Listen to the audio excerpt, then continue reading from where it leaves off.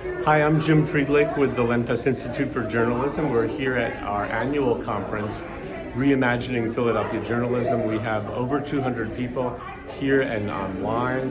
We have at least 24 Philadelphia news organizations represented, from very large to very small. We're extremely proud of and pleased with the work that we do with the Indonesian Lantern.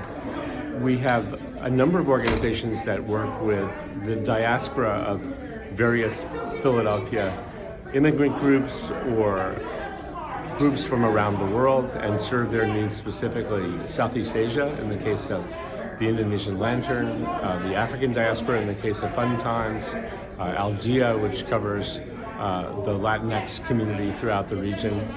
And what's most important, we think, is that all of these organizations have common problems, common missions, common opportunities, and they're sharing their thoughts and their frustrations and their enthusiasm and, in our case, our resources to try and help. Nothing could be more important than the collaboration and the exchange of views and ideas that we're hearing today.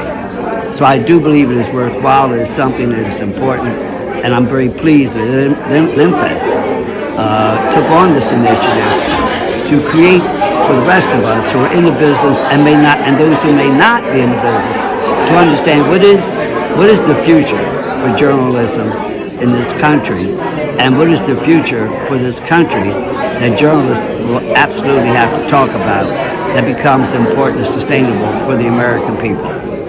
This is the second annual conference of this type. Last year, 2 years ago, actually, it was in the height of COVID, and we did this all online. We did it all digitally. What's wonderful this time is that we're all together in person. We have people joining digitally from around the country, but all of the Philadelphia participants are here in the room, and that's so important. There's really no substitute for that. We have all of these national shops there that have just kind of abandoned local journalism or focusing on, trying to have a global perspective, and that's meant that, the communities that have never been served well by media, like even, nobody in New York is really mourning the death of, not nobody in New York, but the communities that we serve are not really mourning the death of 10,000 Indonesian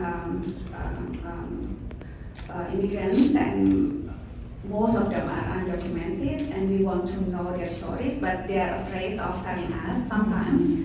So we want to know your data systems. Mike Rispoli. I'm the Senior Director of Journalism Policy at Free Press, and I live here in Philadelphia. So the past 2 days here at the Lenfest Reimagining Journalism Conference have been really interesting. I think it's been bringing up a lot of important questions that people have about how to better serve communities, how to make sure that journalists of color feel welcome and belong in more traditional newsrooms in the city. And I think it's important that folks are coming together to address these really knotty questions, because for far too long, so much of the mainstream media have really excluded BIPOC communities, low-income communities, and those same folks have been really not included in not included to produce journalism. And these are decades and decades of really kind of complex, hard problems. And so it's conversations like these that I think hopefully get some of those conversations started. But the most important thing isn't necessarily what's being discussed in these rooms, but really what journalists and communities do afterwards to address them and come up with solutions. Okay. And my name is Denise Clay Murray, and among the things I do, I am the co-host of Philadelphia Hall Monitor.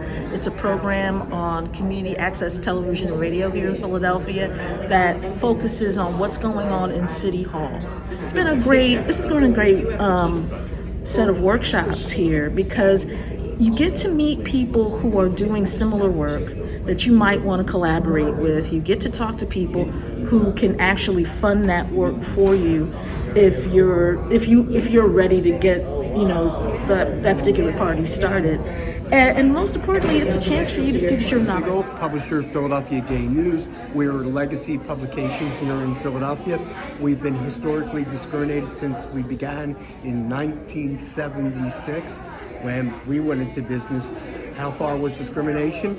We had a postal inspector come and told us that if we put it in the mail, we would be arrested. To see that journalism conference such as this are looking into the ways of historical discrimination and how we can be sustained over the long run for the fight for economic and social justice. Looking to support? Oh, want to thank all those who have supported us throughout that fight. Google Foundation, local news media have been great, and we look forward to more. Thank you. Go. So Chino, smallbizphilly.com. So I felt that the comments were on par, that people need access to capital to start their own business, and that people should get paid for their journalistic work. I found the summit very educational, thought-provoking, and inspirational. I enjoyed it a lot. Our hope in the big picture is that the media news and information needs of all of Philadelphia, all the diverse communities of Philadelphia, will be served in an equitable and adequate way.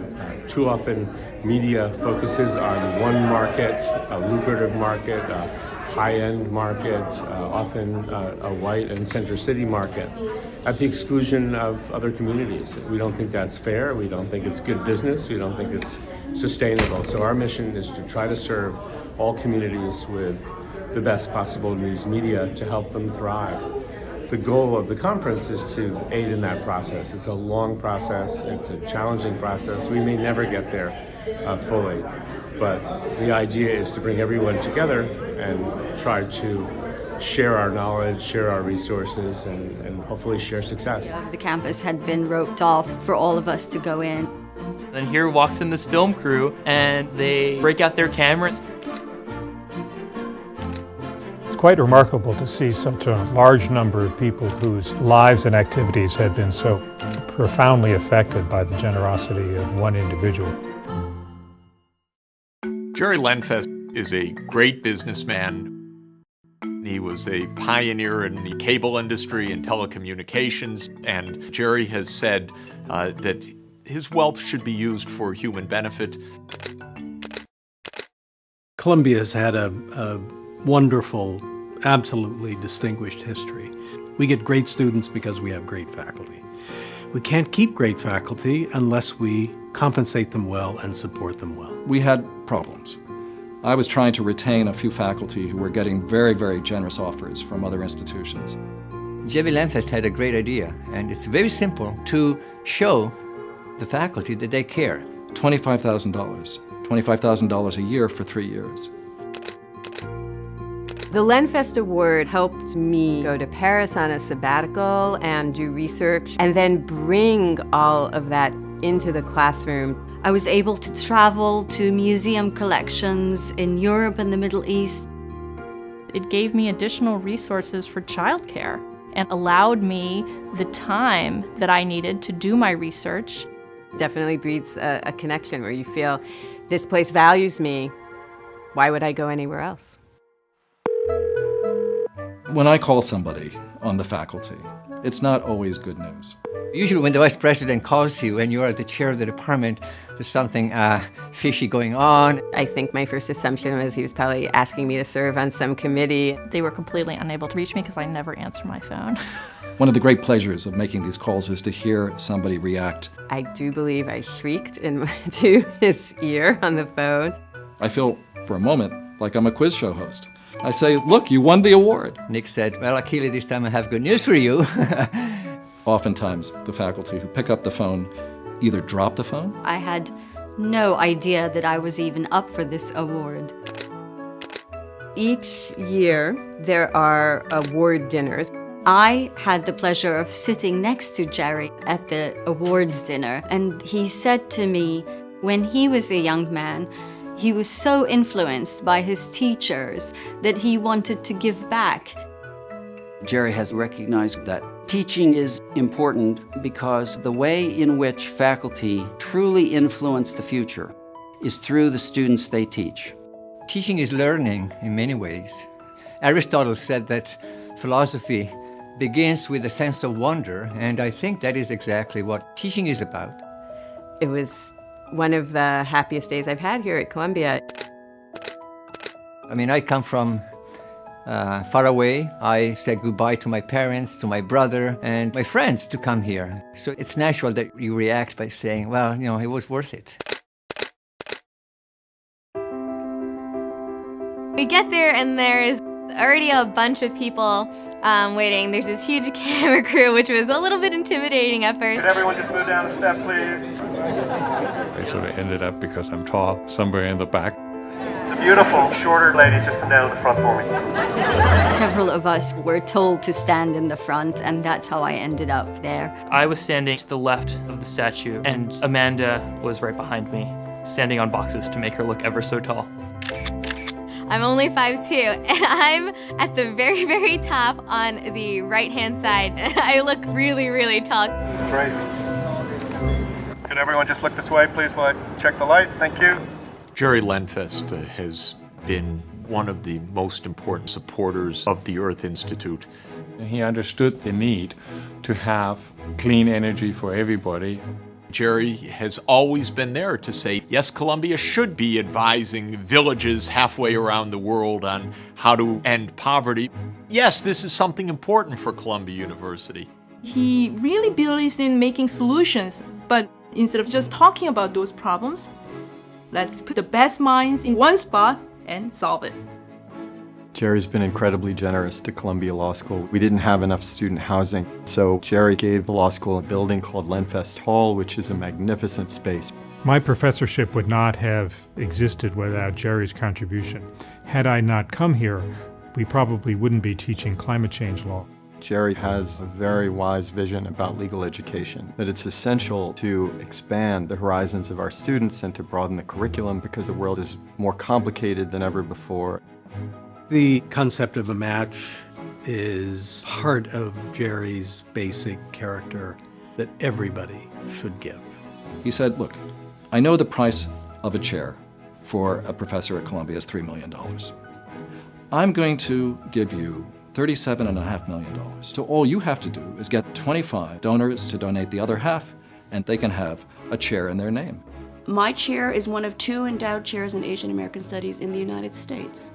And that's a phenomenal statement. It is an act that does as much as anyone possibly could to encourage contributions by others. It is a truly selfless generosity to the university. 25 new faculty who expand exponentially the kinds of things that we're able to teach, from sustainable development to Sanskrit. This support offered by Jerry Lenfest allows us to train a generation of policymakers, of scholars, of citizens.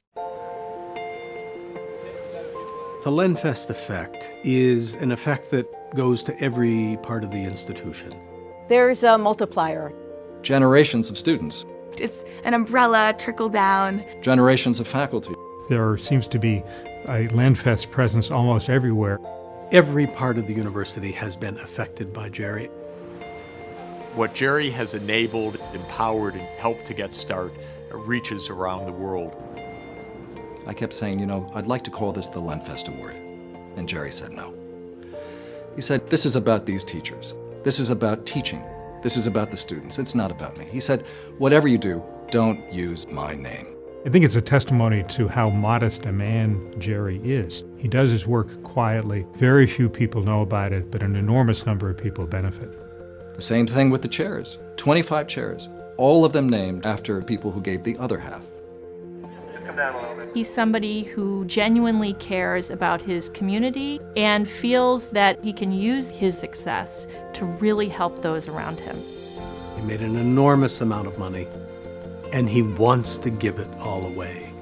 That's inspirational. Whenever I say, Jerry, what you've done is such a fabulous, fabulous thing, he says, no, it's what we've done. It's not what we've done. It's what he's made us able to do. I was looking around to see who else was there, and I was like, oh, look who's here, and it was an amazing thing to see he's touched so many lives through his contributions. Standing there on those steps, I'm a part of this collective, this larger group of professors who've in turn affected me. This photo is taking the power of Jerry's idea and making us see it. I'm going to do a few. 1, 2, 3. This morning on the steps of Hamilton, we had the whole group there. And looking at the extraordinary people who were there made one realize this is not just about identifying individuals. This is about establishing a community that gives to a larger community of students because they're part of this agreement that what we do here at Columbia will change lives. I'm a beneficiary of the Lenfest effect. I teach 100 students in the class. All of those students become beneficiaries of the Lenfest effect. They go out in the world and do their work, and it multiplies.